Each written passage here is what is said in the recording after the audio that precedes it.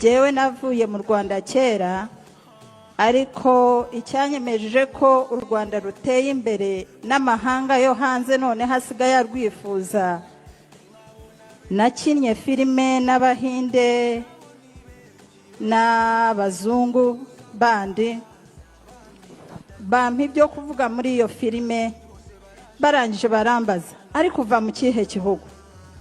Ndababwira mva mu Rwanda, ndi umunyarwandakazi.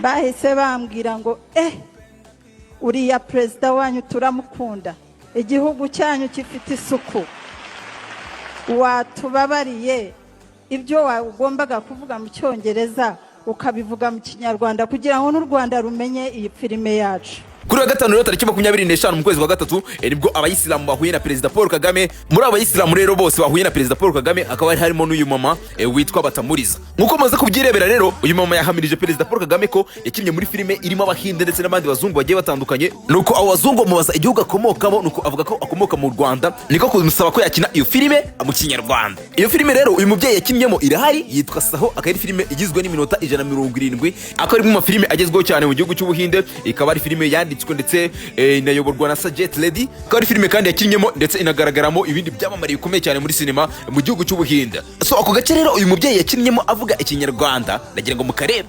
Intebe itarimo umutegetsi, business ntabwo yagenda neza mu Buhinde. Tukeneye umutegetsi kugira ngo business zacu అదంతా కాదు ఇబ్రహీం జీ, మా money safe గా ఉందా లేదా? మీ అందరి భయాలు నాకు తెలుసు. రాయ్ కొడుకు వస్తాడు, 3 వీక్స్ లో మనీ ట్రాన్స్ఫర్ చేస్తాడు. Ngayo nguko rero ndi mideli w'Abanyarwanda.